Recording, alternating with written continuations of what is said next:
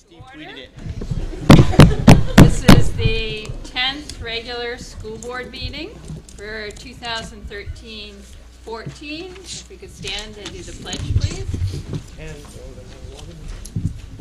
I pledge allegiance to the flag of the United States of America and to the republic for which it stands, one nation, under God, indivisible, with liberty and justice for all. I'd like to take a moment and review our mission. Our mission is to prepare and support all students within a culture of excellence to do their best and to be their best so that each can be a successful contributing citizen able to adapt to change and to successfully respond to the future. And we're going to start tonight with some recognition and acknowledgments. First, congratulations to Skip Crosby, PRHS, Maine.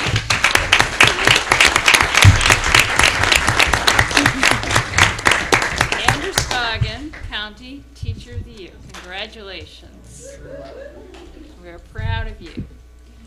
And also, congratulations tonight to Araminta Mayberry from Adult Education, who was the Optimist Club Student of the Month. Also, congratulations to Alice Shea, teacher at WMS, and Donald Drake, teacher at PCS, as they are part of the 2014 Unum Maine Teachers Hall of Fame starting 9. And the information that we had on that said that this program highlights the great work that Maine teachers do in the classroom every day, and they will be recognized at the Sea Dog game on Friday, June 6th. And this particular program recognizes teachers who have created innovative classroom lessons and engage parents, families, and communities.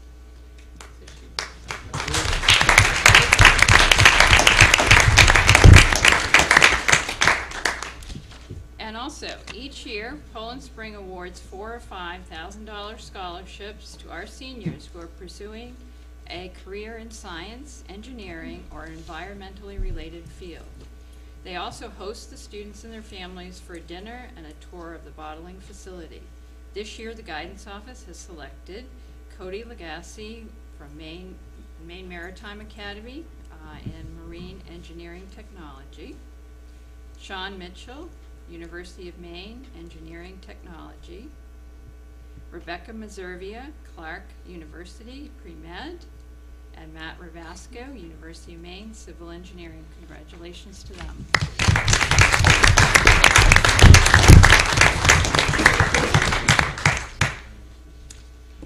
And public participation. Anybody do that? All right. Agenda adjustment. We have the agenda was revised, and you can note that revision was in the box. We have no presentations. We need to act on the minutes. First, we need to approve the special meeting minutes, May 12th, 2014. So moved. Do we have a second? Any discussion? All those in favor? It's unanimous. And the regular meeting minutes of 4/28/14 will be in next month's packet. So we can move on to the acceptance of the financial statement. Move to accept. Second. Is there any discussion? Sure. Not much has changed since the last time we had a discussion. You will, when you look at your financials, you should be about 0.18 right now. Our schools are at or above that for the most part. The only areas that fall below that is central office. We're at 0.12. And the majority of course, our purchasing is all done, that kind of stuff. Our salaries are the area that put us down a little bit because we had staff salary increases through negotiations after budget was passed last year, but overall we're doing fine with that. The school committees is quite a bit above. We've had much less cost for legal fees this year so far, so There's quite a bit of buffer in your lines, so that helps us out. And then the only other area that's below the 1.8 is transportation. And there are a few of the costs in transportation that will be shuffled. So when field trips happen, there's money budgeted at the school level. Those haven't all been transferred into the transportation line. That will occur as we are wrapping up our full budget at the end of the year. So we're not concerned about the overall budget. It's right where we would expect it to be this year. And as of the beginning of May, we have basically frozen or stopped additional spending. So these will stay pretty steady for the rest of the year, and only essential spending occurs. And my only question was around the resolution of the utilities. Has there been any progress on that? Yeah, so we now our utilities are switched over to CMP. Our first bill came in today. It wasn't opened at the time I left, so I know we are on a fixed amount now, so that will help. It's a significant savings over what we were paying in our variable account with Glacial Energy. So from here on out, that will be a stable bill for us.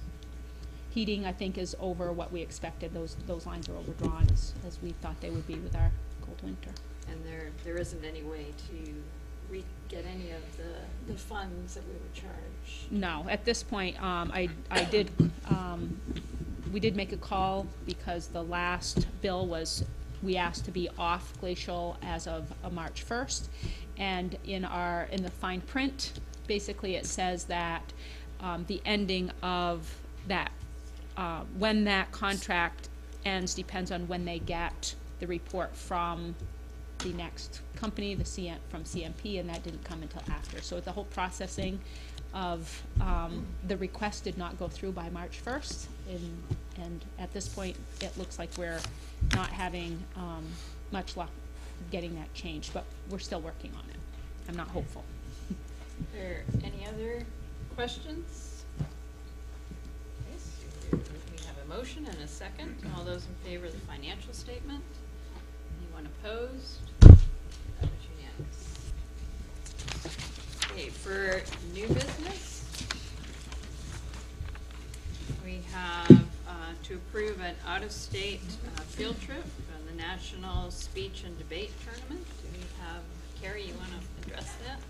So this is a fairly annual trip. DRC takes kids to qualify. Sometimes it's 2 back-to-back tournaments, so this year they're just going to 1. They do the fundraising. They're not asking for any cost of money. In the past, when they've been driving, we've made arrangements with the band, but they're flying to Chicago, so there's not any sort of cost, and this is what they do. They make nationals and then go debate in Chicago and Philadelphia and other places like that. We have a motion. Make a motion to approve the trip. Second, Missy. Is there any discussion?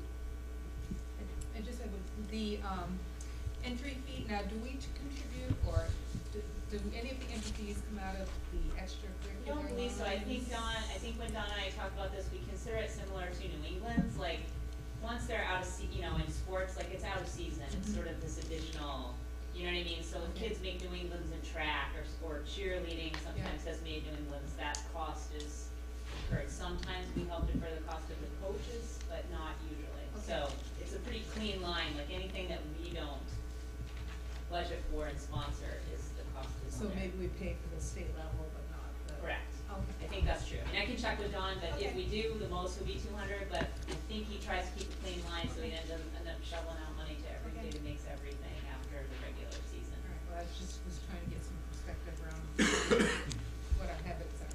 Yes, our Okay. habits are to stop spending once the season is over. Thank you. Any other questions? All those in favor? Opposed? That was unanimous. Okay, and last meeting, we had a discussion around a request from 6 middle school students for funds to defray their travel expenses to Washington, D.C. as representatives of Maine in the National History Day contest. And what we had said last time was that we would put that on the agenda for discussion, and since then, Tina and I have talked. I did look at our budget, our school committee budget, which doesn't seem that we don't have any money as a school board to really allocate for that. But Tina and I have had some discussions about how we might be able to support this, So when we're thinking about supporting participation in national events, it's really difficult to decide which ones we support and which ones we don't. And so, you know, initially our feeling was we're not supporting any other programs going to nationals, and we really shouldn't support one over the other. But as we talked about it, one of the things that I think was clear is that the board did support it last year, so it kind of set up a little bit of an expectation for this year. And this is a program that is solidly linked to the curriculum. Every student in the school participates in the National History Day projects, and it is one that the district has made a big commitment to. So my suggestion to Mary was that Bruce Whittier has some money left in their budget, of course, from in their professional services and a few other lines. We've frozen the budget, so rather than, we're not spending that money, and I'm going to recommend that we support the group going at a $500 level as we did last year, since that was, they came back expecting they would get at least something from the school district, and I'm not sure we communicated clearly that we were going to be more consistent with that process. And again, the board doesn't have money allocated for devoting to student requests, and I think it's would be a bad precedent to get into for the board to vote on money they don't have and is not budgeted. So we're going to do that this year, and then we'll talk, I think, Sean and I will talk next year. It's not in the budget again for next year because we, again, we're thinking we weren't going to be supporting national travel, but we'll talk and be clear about, what we can do before going into the process for next year. And I think that's a good compromise for us because they did come into it with some expectation that they were going to be supported. And we do, of course, support the Maine History Day quite significantly in the time and the work of staff and the devotion we have to the curriculum that we accomplish through that project. I know they do have a fundraising plan, and they do have a website. I went in and looked at their website that they've got set up, so that is something if people chose to do personally that they could do. I don't know if somebody would like to give us an update on where you stand in terms of your fundraising. Is there somebody that would like to do that?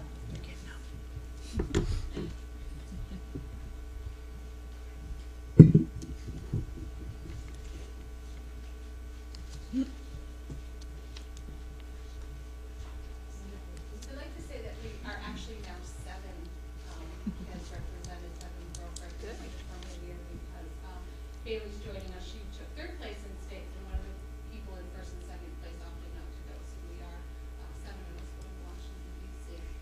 I did send out a letter via email, and I'll give you some copies of it that kind of has outlined what we have been doing, what they've been working really hard at doing for fundraising. We've done a Spaghetti Supper, we have the GoFundMe page set up, we've done ongoing bottle drives, we've been out to area businesses, been asking for support, we're designing, Trisha's designed a t-shirt with, we'll put some, the people who have donated to certain businesses on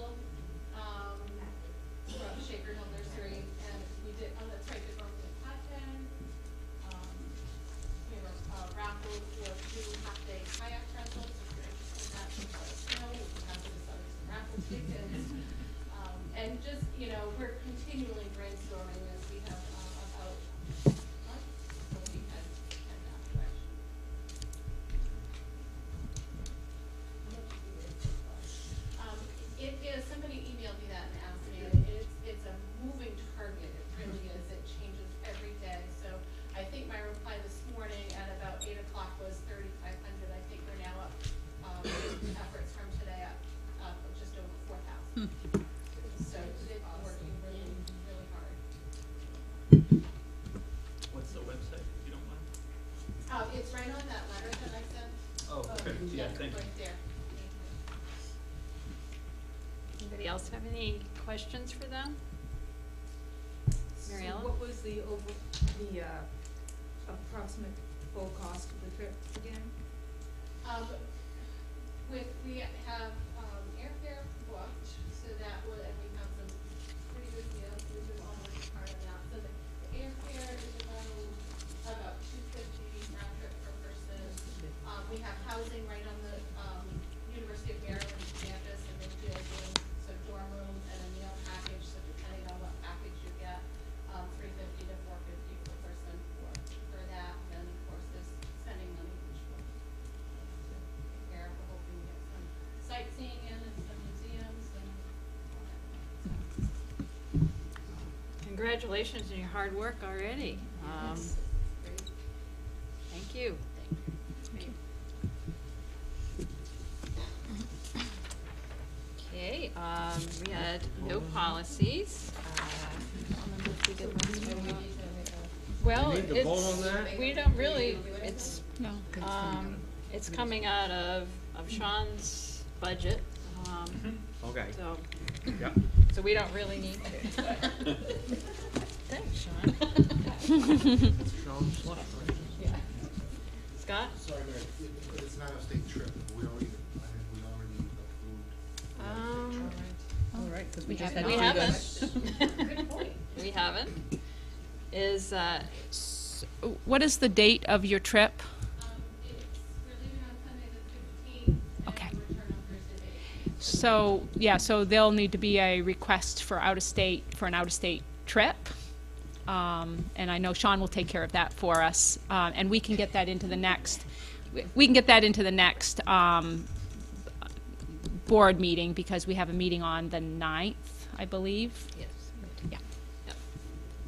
So, thank you, Scott, for reminding us. We appreciate it.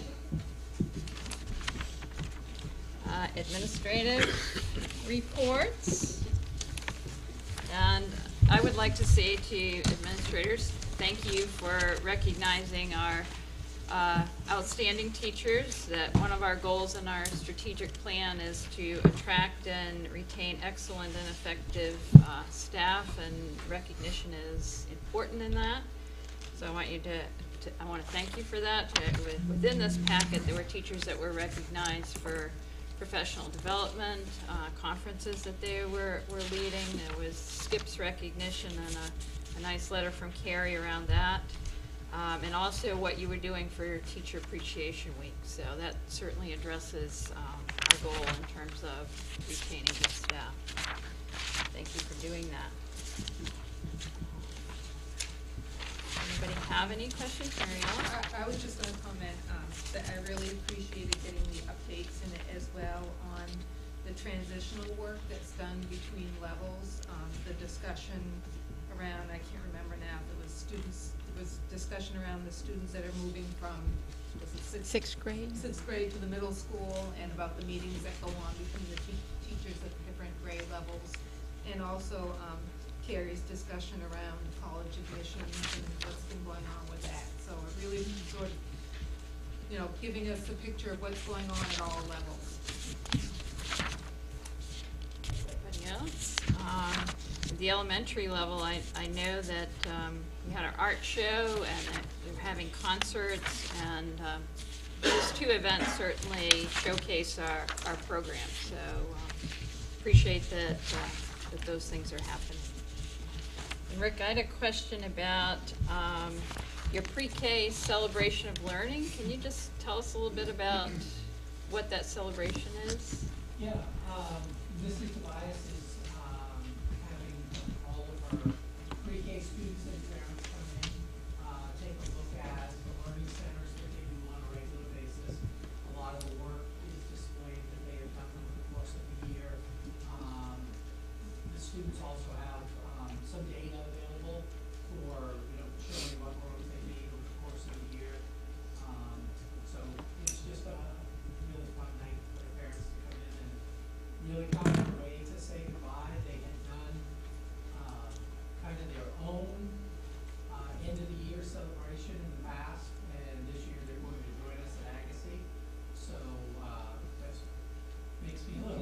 kids, 4-year-olds, in addition to everybody else, but, but it's gonna be good, so, it's kind of a way they wanted to be able to celebrate their academic kind of alongside doing, the end of the year celebration for the rest of the schools. And I also wanted to congratulate Holly back there on their audit outcome. I would say, well done. I know that's a lot of work. And It wasn't all me, that was last year's audit, so, well, Susan, Chris, as well, so. thank you. We appreciate the work. And also congratulations on your successful talent show. Jenny, I wondered if you might want to talk a little bit about the ceremony that you're having on May 30th. Is that a graduation ceremony? It was a graduation ceremony. I actually had invitations for all of you. I wasn't hungry enough to ask them, so I do have those. It is May 30th. It's at the Office Preschool Gymnasium. It's Matilda's graduation at 6:30. Thanks.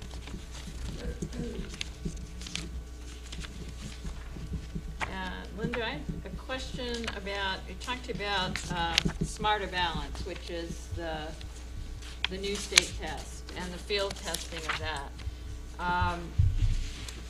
And it sounds like that there were some challenges there. This year that was trial, next year it's for real. What kinds of things are we gonna have to do between last year and this year? And then I wondered if some of that was around the iPads. Yeah, it's actually on their end, but the Yeah. work has to be done. Okay, good. It's the whole point of the field test was to see if it worked, using iPads. So K6, they used, computers and it was fine, no problem at all. But it's the way the back end of their server communicates with iOS, which is the operating system on the iPad, that, it was very buggy. So we had lots of problems, but it was great because we were able to provide them with that feedback, and all the schools around the state that used iPads had the exact same experience. So are they committed to next year making that successful on iPads? Yes, that's what Good. they say. That's good. Anybody else have any questions? I just had a couple questions. So on, Angie, on your report, you had PBIS. What is that? Positive behavior intervention system. Oh, okay. So it's a big thing. They're just working on matrix right now so that you have universal language around behavior in places like the hallway, the auditorium, the boxes, and then there'll be developed lessons around that. Great, thank you. And then I just had another quick question about pre-K students. And did we have any pre-K students who live in one town but went to pre-K in another town because of just space issues? And if we did, how does that transition, because the kids kind of probably bond, right, with the other kids in pre-K, so if they're from another town, and then do they, from kindergarten, go back to the original sort of the town they live in, or what's that process? Quite frequently, when a parent asks for internal superintendent's agreement for pre-K, they will stay in that building, because often it's because maybe their daycare's in that town or they work in that town, and so I will get another request the subsequent year for them to go to kindergarten in the same school, and every year they have to be renewed, and it's based on space. So we honor school choice within the district if space allows, and it's a little challenging right now because Poland Community School, as we know, is pretty full, and sometimes you have a student who might have been there for 3 or 4 years, and you get to a place where do we have to now send them back to their home school, and those decisions are made on a for each circumstance, and I always check with the principal about class size, and they have to be able to be regularly in attendance, they have to have no behavior problems, so there's all kinds of criteria that the parents are informed of in writing, and they sign off to meet those criteria to get that agreement. But we essentially honor all internal requests if we can accommodate.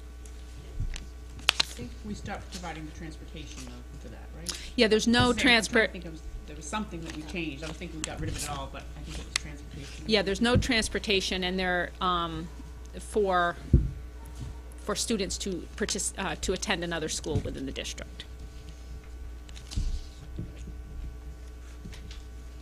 Any other questions? Okay. Report of the student representative, and Delaney's not here.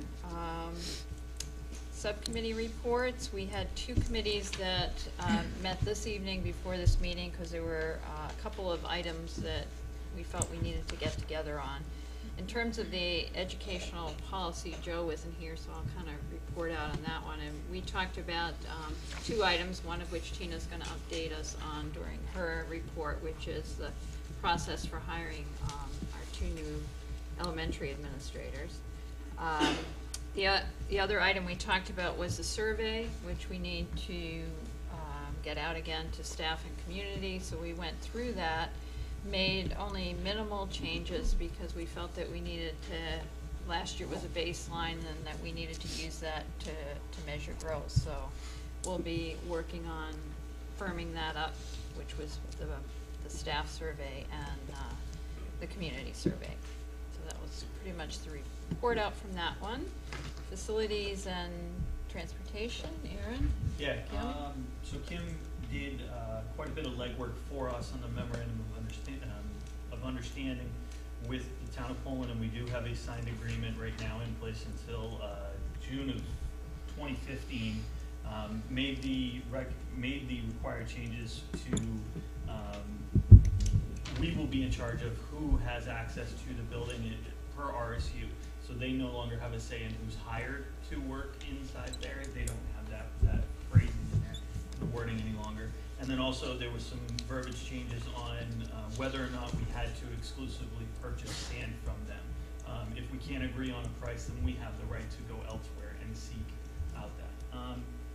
In addition to that, we talked about the facilities use policy. We're still trying to work out a compromise to all parties right now.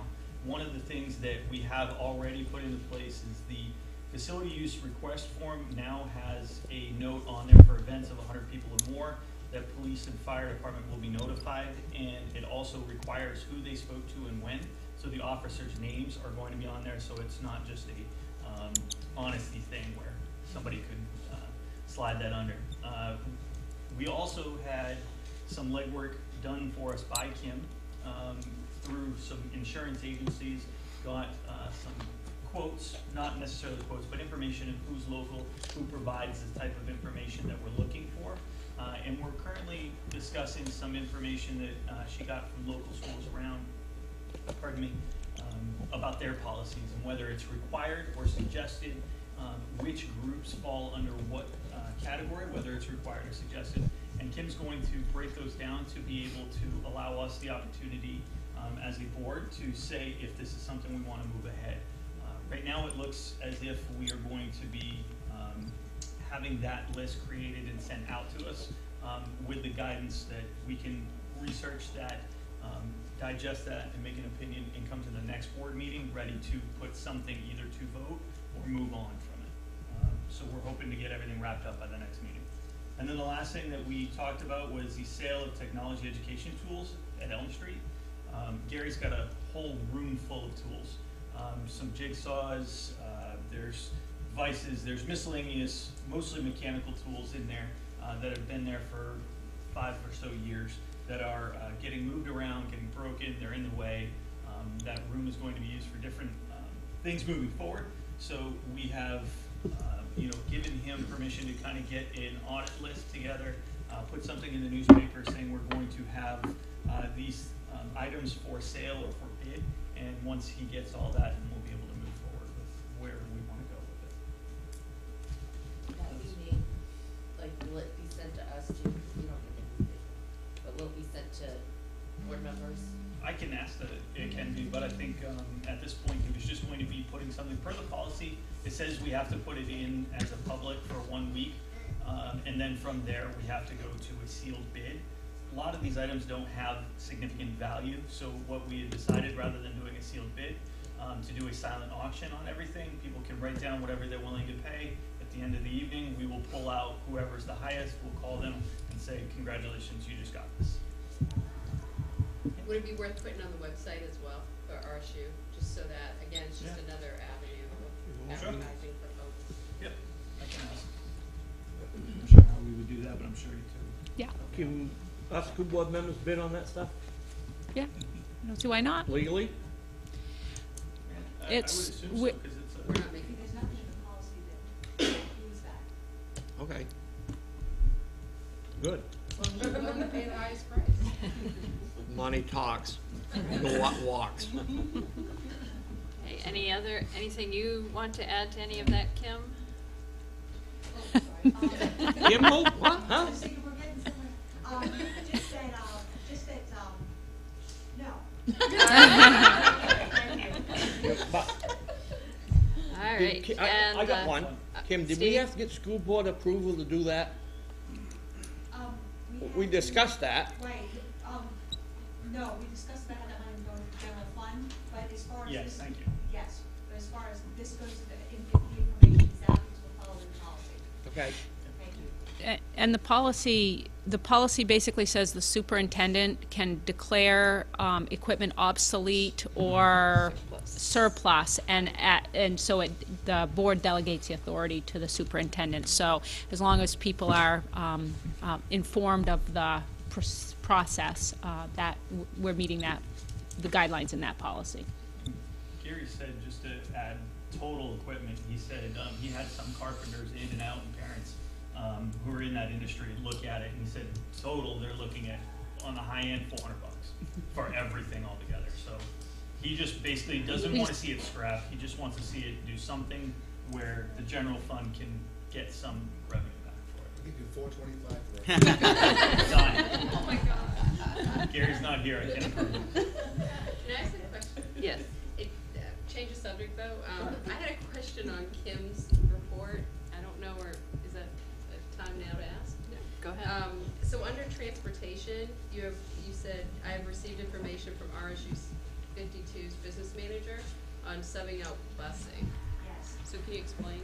So part of our conversation in previous transportation facilities committees was taking a look, and this goes back to knowing we have now an MOU for the next year. Right. Taking a little bit more time, thoroughly research, rather than try to jump to, let's try to build a garage and see if that's gonna take on the current CO property, but to investigate some other options and make sure we have a full picture of what our possibilities are. Oh. And so I've received that information because they chose to start subbing that out. And so I've got that information, but I haven't sat down with Tom to go through that and see what those numbers look like. So that space to have our buses, a garage, Subbing out things. would be that we have another company who actually provides the buses for us. We sell our buses and sub it out, contracted So services. we have contracted, like Auburn did. They Um, hire yeah. folks, it's contracted buses and Yes. bus drivers. So this is just one Auburn more has option that we're going to do all the research Someone first. did This would be a that. possibility. Right. Building You're a just garage, exploring it. possibility, some things like that. Right. So I want to talk to them because they're a similar district to ours, and they Most can of talk to the that contracts process to Right. see how they determine how that would be more cost efficient for them and all those pieces. And where's RSU 52? It's Turner. And Turner, oh, yes, Turner Leeds and Green, Green. yeah. Yeah, well, I think Auburn has their own buses, Lewiston contract, so. Oh, maybe. And I think Wales, did Wales, Yeah, the Sebastian town just Litchfield went to it? agrees. Yeah. And they claim they saved big bucks, so I don't know. But at this point, that's just one of many things that you're looking at, right? Exactly. Okay, and the Personnel and Finance Committee didn't meet. Report of School Board Chair. The only thing I really needed to update you on is in terms of superintendent evaluation process, is thank you for completing those evaluations. Tina will be turning in her self-evaluation to the committee. The committee is going to meet on May 27th, and then after that, we'll be on June 2nd meeting with Tina, and then when we come back for our next meeting, we should have the evaluation report ready, and we will act upon her contract at the next meeting. So that's kind of the timeline around that. So just wanted to update you there, and we can move on to the report of the superintendent. Okay. So the first thing that I'd like to share with you is connected to the high performance rewards school status that Minot Consolidated School had. We now have our school report cards, and we got this nice certificate for Minot Consolidated School for their B, their score of a B, on the report card, and a nice letter to Arthur, Mr. Reed, for all of you to see. And one of the things that it does talk about in there is just that they are one of 53 schools that earned a rating of B. So I thought that was exciting. And they were 2.5 points from an A. So not too far off from an A. The other thing that I had on here is just our school report cards in general for all of the district. Of course, if your school got an F, you all know about it because that was in the paper. The rest of us were not. We received 4 C's and 1 B. That's down from last year. Last year, all our elementary schools were B's. Bruce Whittier was a C, and the high school was a B. And of course, when we got our scores this year and we were above the state average in all areas, I assumed we would stay B's because, you know, the average would be a C. But they use several different ways of determining what your report card's going to be, and so only half of the rating is on proficiency. So if you'll look at, I gave you a copy of the for elementary school, for the K-8 buildings here. If you look at this first one, it's Poland Community School. I'll just acclimate you to how to read this chart. The first section is proficiency, so how do we do in math and reading? And you can see there's a total of maximum of 100 points that you can earn for both your performance in reading and your performance in math. And this chart shows both 13 and 14's performance for the state and for the RSU. The darker of the bars is the school district. So if you look at this first one, you'll see for math we were just a little bit lower this year than last year, and so was the state. And then if you look at reading, it's the same thing. We had a little bit better performance last year at PCS in reading compared to this year. So we lost a little bit of points in that area. Last year we were only 7 points from an A, so the change is very insignificant in that. But if you look down, the next thing they count is growth, and that counts for 50%. So if you don't show growth over the year before, you could have really high proficiency or pretty high proficiency and then lose a lot of points in the growth category. And so if you'll look at, for math, at 2013, the darker bar, we had quite higher growth than we did in 2014, where the state stayed about the same. If you look at reading, we dropped a little bit, not significantly. But if you look at the next category down, they also say, what is the growth of your bottom 25%? Now, we do quite well with our special ed students, so this was kind of a surprise. But you'll see at PCS in 2013, their bottom 25% was way above the state average. This year, they were a tiny bit below the state average. So that one, something like that big discrepancy from one year to the next can make all the difference in our score. So we lost quite a bit of points compared to last year in that area. And you can see our bottom 25% in reading were also performed, they didn't perform worse, but they didn't show enough growth. So you can see that this is the bottom 25% growth among students who in the previous testing year scored in the bottom 25%. Can I just ask a Yes. question? So school points, that column here, Yes. is the actual points achieved. Yes. And then this, what is the number that's in the box over here that has like under reading, it has 49.2? That's the percent. That's the percent proficiency, I believe. No, let me look. No, that's not true. measures the collective growth of individual students, that is, how well did individual students, not the average of all students, improve from the previous year when they took the test in the previous grade level. Generally, a 50 would indicate that half of all students advanced a level of proficiency or maintained a level at or above proficiency divided by 2 to get the total school points. Yes, so you can see, so for the proficiency, they got 100 points. And so when they're dividing it by 2, it's because they're only given 50 points for that growth area. Right. But I don't know what the 67.9 is, because it's not the same as the 66.8 for proficiency. I'd have to look into that a little bit further, but I would be glad to do that and answer your question next time. I was just trying to understand, Yeah. what those. Yeah, it doesn't really make sense because it doesn't match. And we don't actually have the numbers from 13. I mean, I What see the what the bar. proficiency is? Yeah, the our proficiency for last year for reading, I don't know what PCS is off the top of my head, but for a district average, we were around 74%. This year, we are 71%, so we dropped about 3 percentage points. I don't know if Rick can remember his scores last year to this year without having them in front of him. That's probably a discrepancy of a few percent, like 1 or 2%. Yeah. I was just gonna say, I think the 67.9 and the 68.6 are the percentage that, say, 34 is a 50 and 34.3 Oh. is a 50. Yeah, that makes I think sense. that's probably what those are. Great, thank you. Yes. Didn't you say that they kind of changed the grading, because last year there was that like bell curve or average, but this Right. year it was a little different, So what they did last year is they put all of the scores on a bell curve. And a certain number of schools got A's, and a certain number got B's, a certain number got C's, D's, and F's. This year they did not do the bell curve. They just took the number last year that you had to get an A, and they kept it the same.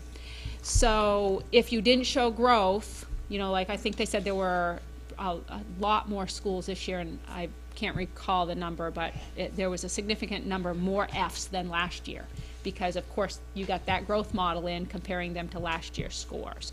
And so this is not necessarily a bell curve this year. Some schools went up based on their point system, and some schools dropped. Carrie? I'm just looking at the high school one, and I don't think what you have is Long Regional High School. because It's when I not. clicked on it, I clicked on it and it gave you the state one. Yeah, so that's why I had passed yours out. So the site was frozen when I tried to print out the high schools. And so I asked Carrie to keep trying until the meeting time, and she got in, but it, Takes me to the state one. And I will just point out on the back, the one that I printed is for the state, and if you look at the numbers of how many schools got how many grades, it's still a bell curve. oh, is it turned out the same? Yeah. 10 schools got an A, 18 got a B, 58 got a C, 23 got a C. So, Carrie, I'm wondering if those are last year's numbers?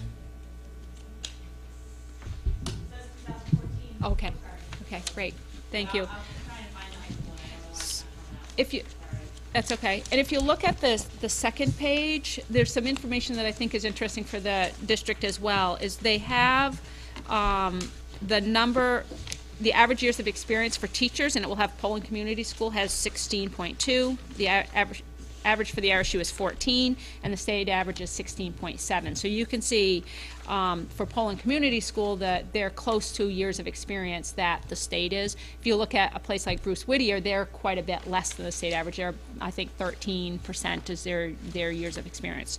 And then, of course, you have what is the percent of teachers with master's degrees.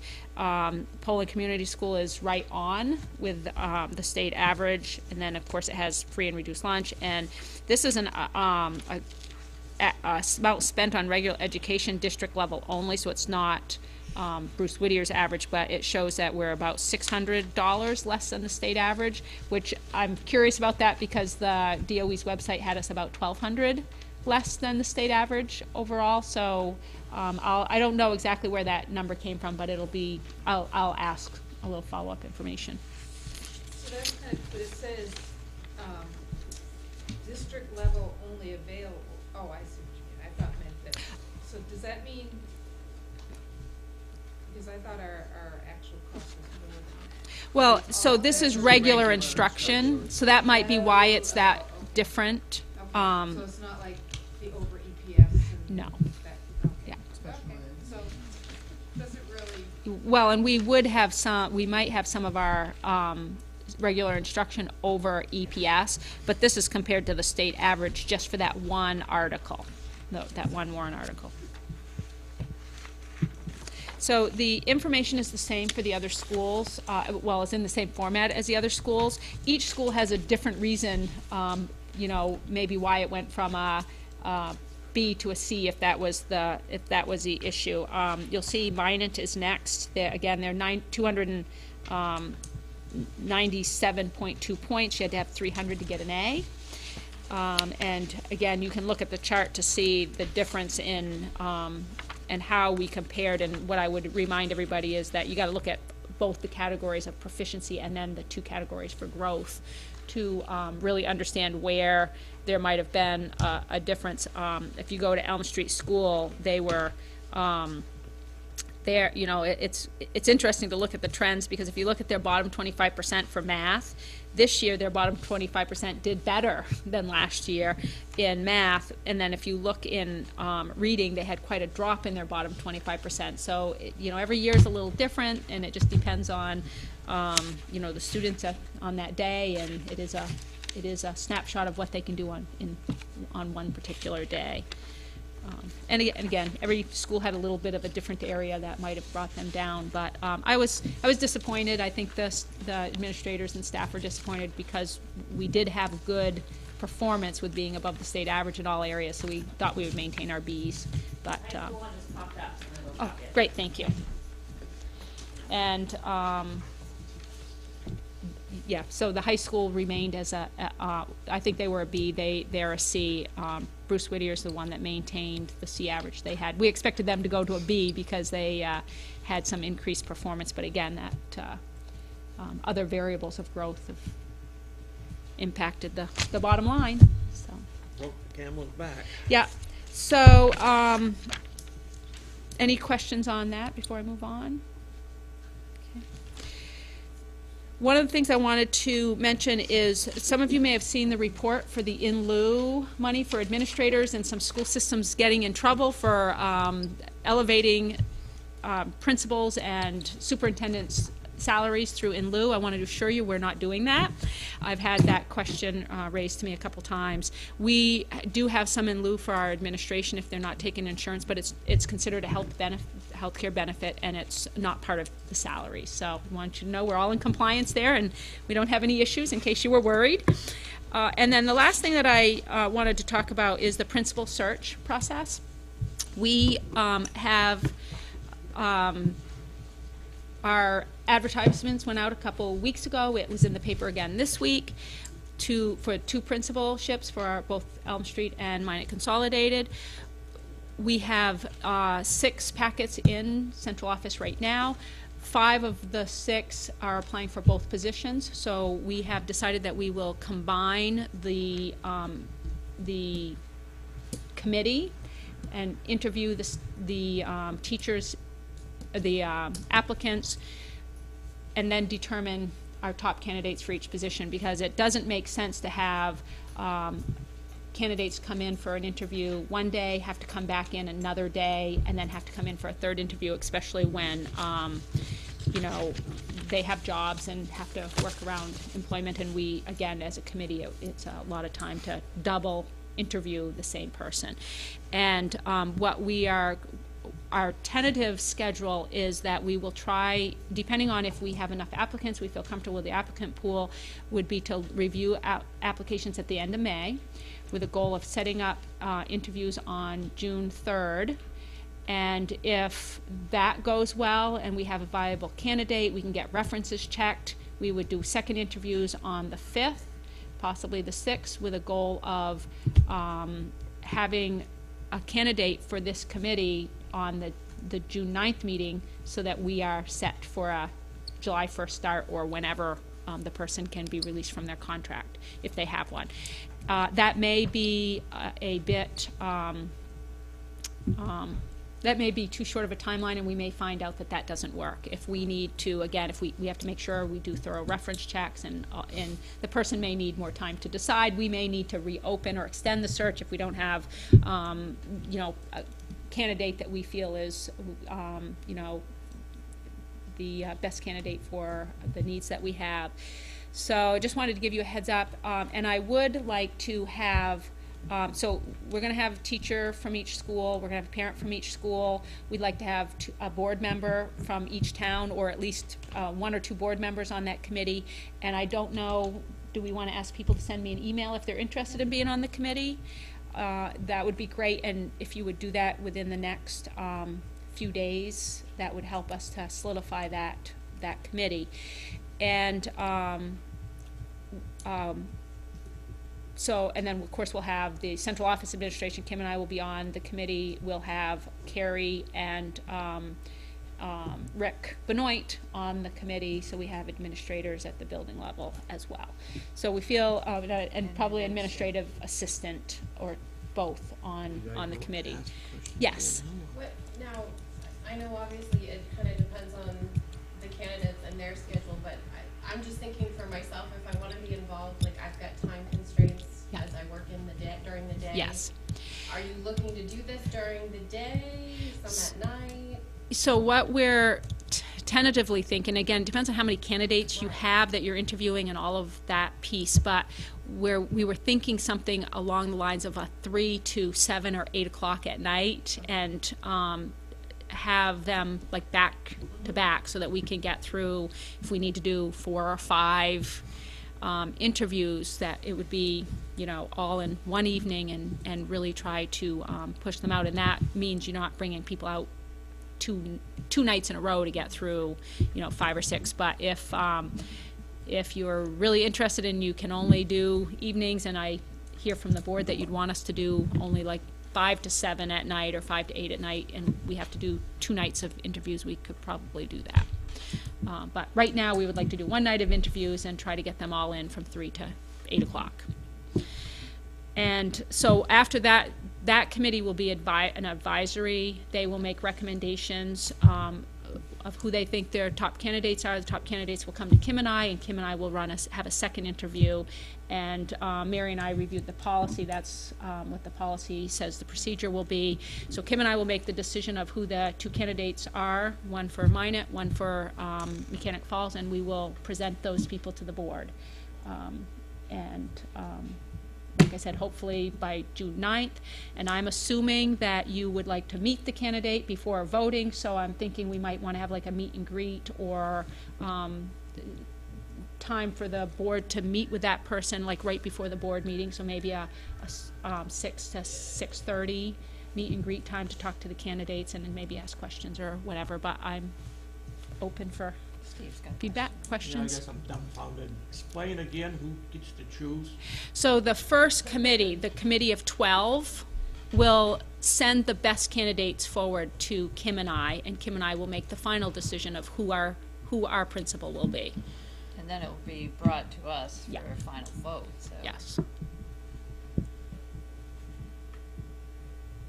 So the policy says that the superintendent. Change policy. Yeah, well, it's really important that the superintendent is the one that has, yeah, and they have the, you know, the educational background for what are we looking for in a principal, what do we need for that educational experience, that leadership experience. So you've hired me to do that job, and you hold me accountable to it. So if I'm choosing, you know, principals that aren't. A lot of difference than when we hired you, the process. We're following your policy. Yeah, I'm not sure if it was followed before. No, I'm not, I have to be reminded. Yeah. But, well, that's because the board is in charge of hiring the superintendent. Yeah. So, Yeah. Just having never interviewed an administrative position for teaching, are there set questions you are going to hand out for these individuals on this board? Okay. So when we get to the interview process, we've already started working on what our interview questions will look like, and of course they will have our priorities as a district. There will be questions in there that link back to our priorities so that we get the candidates that match our goals and our vision for the district.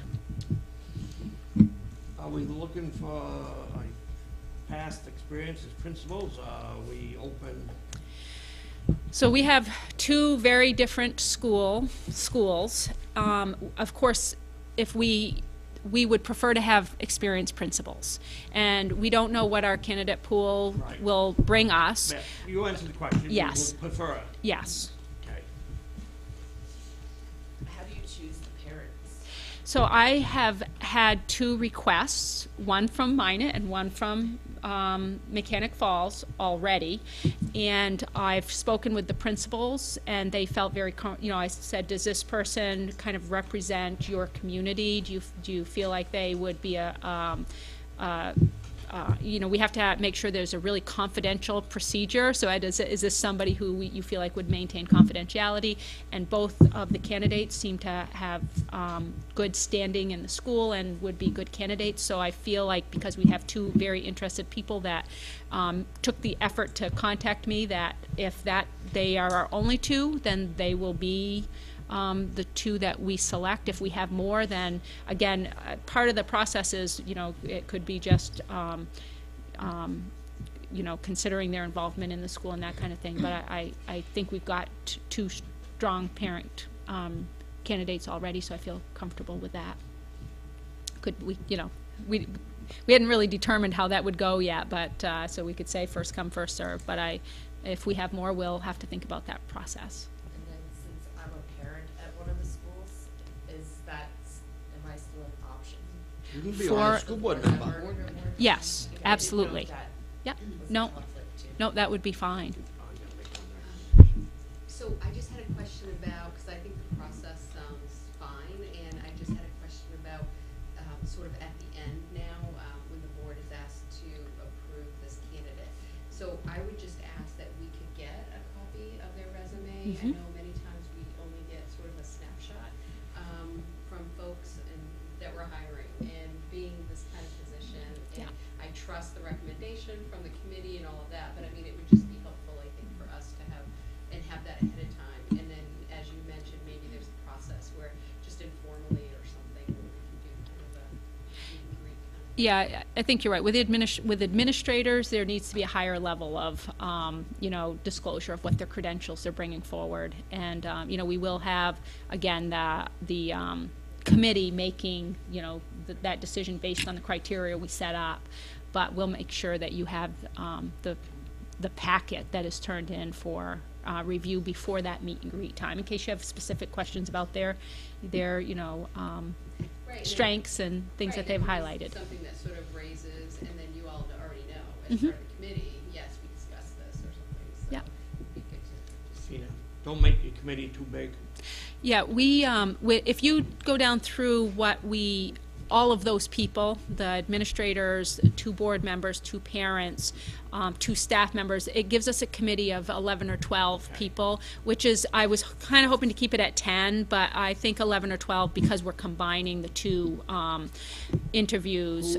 Who's getting voting power on that committee? Everybody will determine who as a group, they'll determine the top 2 or 3 candidates to go forward, and then Kim and I will select from that. So, so I'm they. gonna be devil's advocate. Okay. Still I am. What if they choose someone that you're really not in favor of? You've got the right to override. Well, we'll tell them to, if they choose 2 candidates and we think there's one that they're leaving out, we'll ask them to send us 3 candidates. I'm just coming Yeah, from no. basic. I've seen it happen. Yeah. We will make sure, Kim and I want, the committee is advisory. Okay. So if we feel like, Answer to that. if we will be really clear with the committee that they're advising us on who they would like us to interview, but if we feel like there's a candidate that needs to be considered that for some reason the committee has not put as their top priority, we would probably add them into the mix. Usually, with the committee that the committee makeup, I believe the committee will choose the best candidates because we've got administrators there that have a lot of knowledge. We have parents and staff members who will be strong. Well, I'm saying that stranger things have happened. Yes. Yeah, we definitely will make it clear that they're advisory. Yeah. So that we, we're the ones that are going to be held responsible for the hires. So. Sounds good. No, I don't want to be on.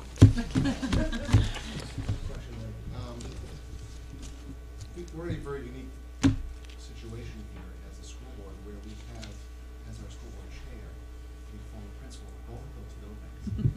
It's very important that Mary's wisdom and insight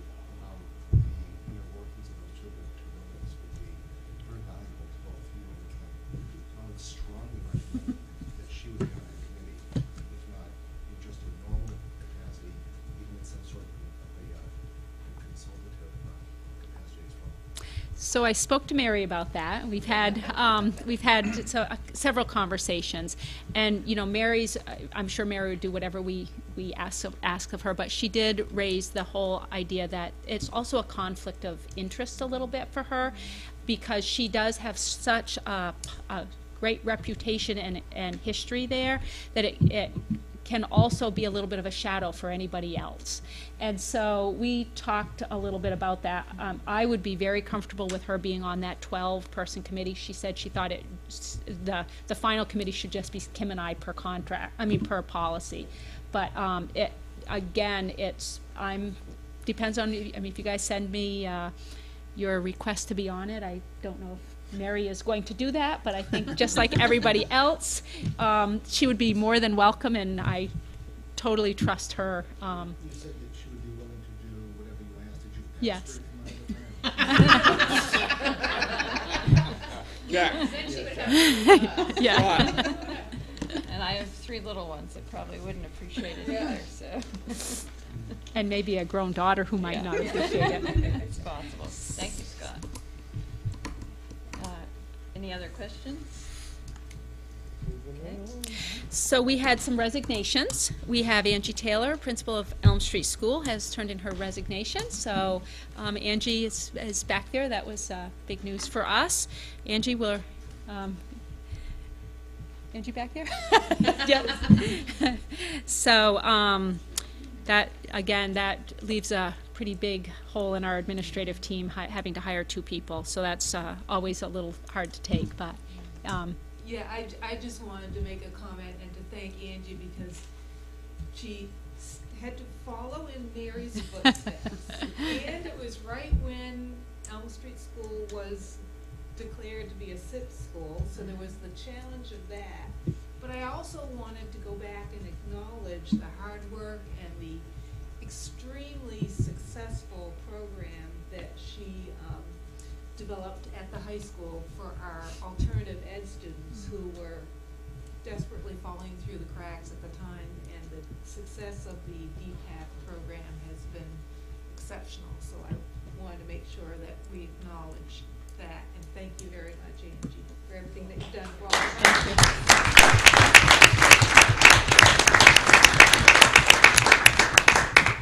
Yeah, we appreciate that, Mariella. Unfortunately, our administrative team never wants me to say anything. So when Carrie gets her, Principal of the Year, I'm not supposed to say anything. And Arthur, when we got our certificate today, he said, "Don't make a big deal about this." And Angie said, "Don't say much." So it's nice when somebody else does, because they put a little stranglehold on me for how much I'm allowed to say. But I think we should definitely honor our staff when they're doing great things. So, and then we have Allison Isles, who's a Title I math teacher at Elm Street School. She's moving to Hawaii, so she has bigger and better things on her plate. Yes. We have Danielle Baker, our speech teacher at Elm Street School, and then we have Judy Callahan at Tech at Minot Consolidated, have all turned in their resignations. And there was also an adjustment on the front. Can I see yours? Oh, thank you. Amber Kenstra, teacher at Minot Consolidated School, is our pre-K teacher. And again, yeah, it's hard to lose our pre-K teachers, especially as she just came on this year. So those are our resignations, and that's the end of my stuff, except I did want to remind you of a few important dates.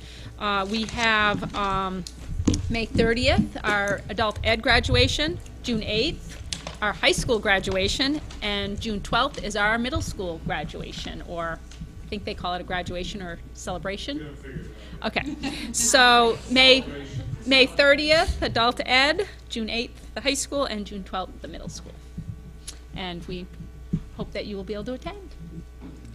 Okay, and we have no communications, but before we get to the end, the evening that we congratulated Delaney on being valedictorian, she wasn't here, so you were sick that day. So we want to congratulate you, and we're proud of you, and we wish you well.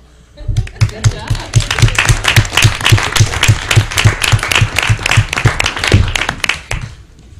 Was there anything you wanted to report tonight?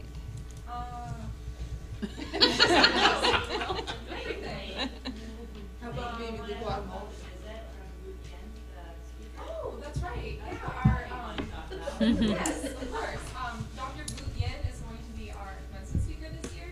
He is a Cambodian refugee who came to the United States when he was 7 years old, I want to say, and he graduated from Bates, and now he's working at Jackson Laboratories up in Mount Desert Island. I believe it's Jackson Laboratories, doing biological limb regeneration and stuff. And so he came to visit the high school and talk with a bunch of the seniors to get to know us a little bit before as he prepares for his commencement address. It was really, really cool to meet him. What else is going on with him? That was a big one. That was one. Yeah. Oh, we of course just finished celebration of Thursday. So this is actually a transition year for that. Sort of the essential topics for both sophomores and seniors changed a little bit.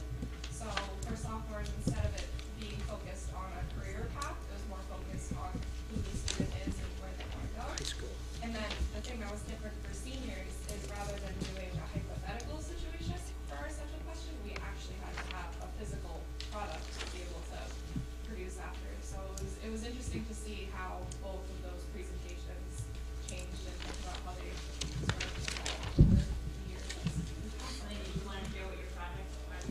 That was my question. Yeah, it was not this big right there. Well, who you can tell, or I'll tell. She wrote a book.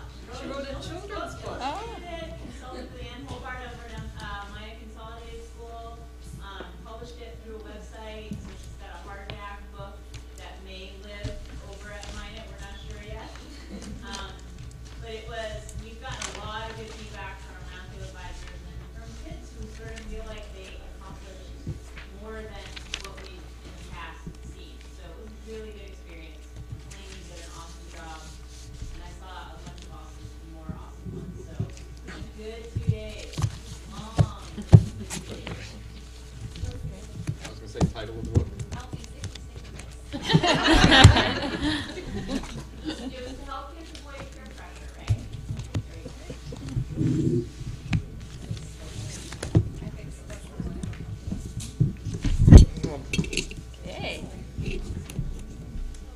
So, do we have a motion for So moved. adjournment?